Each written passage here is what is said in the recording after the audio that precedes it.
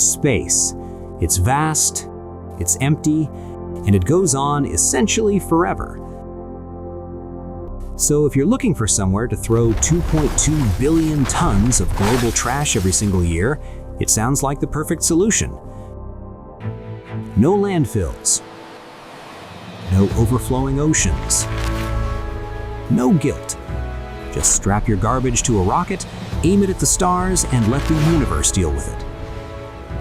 But before you start loading up your recycling bin into a shuttle, there are a few things you should probably know. Because what sounds like the most elegant solution in human history might actually be the most catastrophic mistake we've ever made. This is What If, and here's what would happen if we dumped our trash into space. Let's start with the obvious question. Could we even do it? Getting anything off the ground and into orbit is brutally expensive. Right now, launching just 1 kilogram of payload into low Earth orbit costs somewhere between $1,500 and $10,000 depending on the rocket. And that's for carefully engineered cargo. Now imagine doing that for garbage bags. Humanity generates roughly 2.2 billion metric tons of solid waste per year. At even the cheapest rate, launching all of it into space would cost somewhere in the range of $3.3 quadrillion annually. That's a number so large it makes the entire global GDP, around $100 trillion, look like pocket change. So right away, the math doesn't work. But let's say, just for the sake of argument, that someone figures it out. Maybe in the future, rockets get dramatically cheaper. Maybe we build a space elevator. Maybe a billionaire with an obsession for clean streets decides to foot the bill. Even then, we'd be solving one problem by creating something far, far worse. Here's where things get genuinely terrifying. When you throw trash into space, it doesn't just disappear into the void, it has to go somewhere. And the first place it would go is right back to haunt us. If you launch something into low Earth orbit without giving it enough velocity to escape Earth's gravity entirely, it becomes orbital debris. And orbital debris is not a minor inconvenience. It's one of the most dangerous engineering problems humans have ever created. And we haven't even started dumping trash yet. Right now, there are approximately 27,000 tracked pieces of debris orbiting Earth. Old satellites, rocket fragments, even a spatula that floated away during a spacewalk in 2006.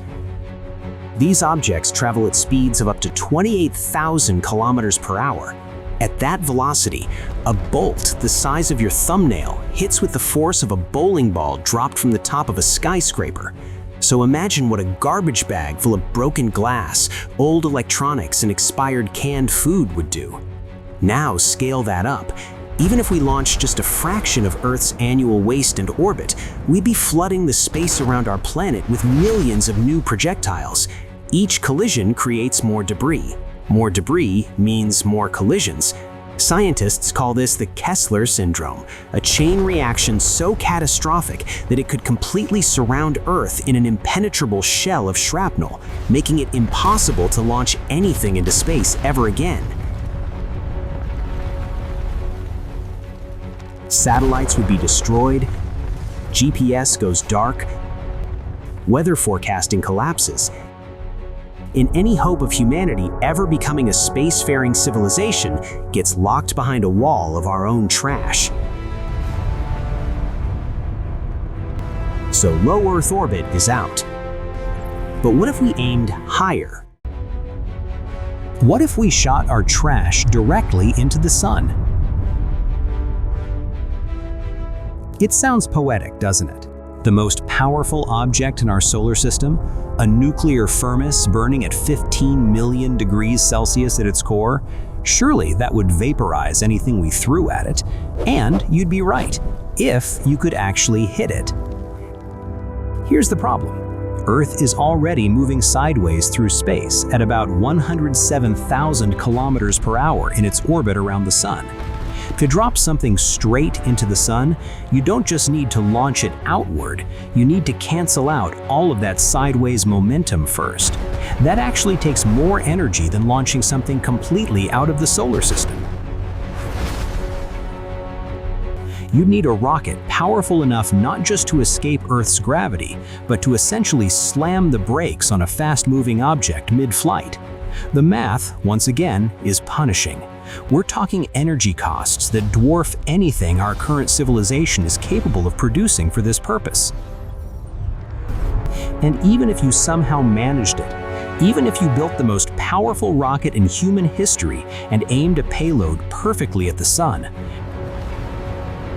you'd have to do it 2.2 billion times over, or figure out how to bundle all of that waste into a single launch. One mistake in trajectory, one miscalculation, and your trash doesn't go into the sun, it enters a new orbit around it.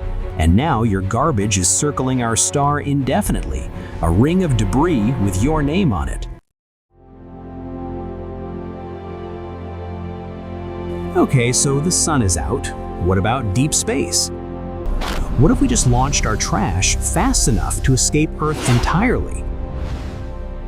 Not aimed at the sun, not loitering in orbit, just out into the galaxy, never to return. This is called escape velocity. And from Earth's surface, you need to be traveling at least 40,270 kilometers per hour to achieve it.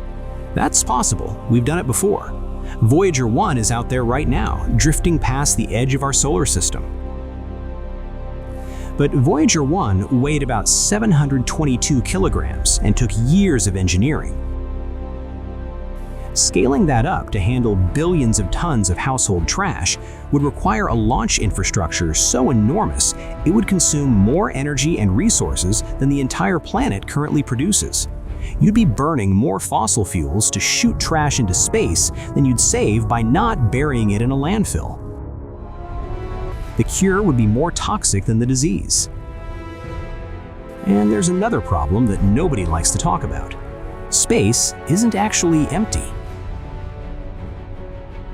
Scientists have spent decades establishing something called planetary protection protocols.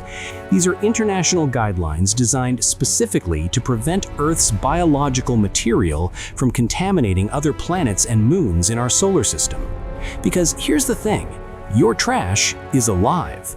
Not in a sci-fi way, but in a very real microbial way. Every garbage bag is teeming with bacteria, fungi, viruses, and organic compounds. Every piece of rotting food, every soiled material, every biological byproduct is a carrier. If even a single piece of contaminated debris drifted toward Europa, Jupiter's ice-covered moon, which scientists believe may harbor liquid water and possibly microbial life beneath its surface, we could irrevocably contaminate one of the most scientifically precious environments in the known universe. We'd be potentially destroying evidence of alien life, or worse, introducing Earth organisms that outcompete whatever might already be living there. The one question humanity has asked since the beginning of time, are we alone, could get answered with a garbage bag. And it's not just Europa. Mars, Enceladus, Titan. Every potentially habitable body in our solar system becomes a target the moment we start treating space like a landfill. But let's zoom back to Earth for a moment, because there's a risk that's even more immediate than contaminating distant moons. Rockets fail. They always have, and for the foreseeable future, they always will. The history of spaceflight is full of spectacular, fiery failures. Now imagine a rocket failure during a mission carrying radioactive waste, which, by the way, would be one of the first things people would want to shoot into space if this ever became policy. A launch explosion carrying nuclear material doesn't just destroy the rocket, it disperses radioactive particles into the atmosphere over whatever country it launched from. A single accident of that kind could render thousands of square kilometers uninhabitable. We'd be gambling entire regions of Earth on the hope that every single trash launch goes perfectly. And with the volume of launches needed to make a dent in global waste, the probability of a catastrophic failure wouldn't be a matter of if, it would be a matter of when. So we've established that low orbit turns Earth into a death trap, that hitting the sun costs more energy than it's worth, that deep space launches are economically impossible, that biological contamination could destroy our chances of finding alien life, and that rocket failures could make Chernobyl look manageable. But here's the part that really puts it all in perspective. Even if every single one of those problems somehow got solved, even if we had cheap, reliable, perfectly accurate rockets that could shoot our trash into the void without a single malfunction, we'd still be treating the symptom instead of the disease. Humanity's trash problem isn't a storage problem, it's a consumption problem. We generate 2.2 billion tons of waste per year, not because we don't have enough landfills, but because we built an entire global economy around making disposable things. Single-use plastics, fast fashion, electronics designed to break in 2 years. As long as those systems stay intact, the trash will keep coming, faster than any rocket fleet could ever handle. The real solution has never been about finding a bigger hole to throw things into. It's about making fewer things that need to be thrown away at all. Circular economies, better materials science, smarter design. These aren't just feel-good ideas, they're the only math that actually works. So the next time someone jokes about shooting our garbage into the sun, you can smile and nod and then quietly explain that it would cost more than the GDP of every nation on Earth, risk surrounding our planet in an impassable wall of shrapnel, potentially wipe out alien life before we even find it, and might end in a radioactive disaster somewhere over the launch site. Space is vast. But it turns out, it's not the answer. Maybe the answer has been closer to home all along. If you enjoyed this, please like the video and subscribe to the channel. It really helps. Thanks for watching.